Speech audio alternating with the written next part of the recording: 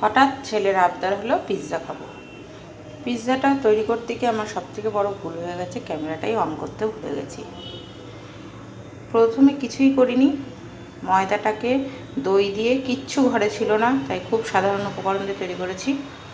দই, নুন, মিষ্টি আর একটু সামান্য জল দিয়ে নরম নরম করে দইটা মেখে রেখেছিলাম।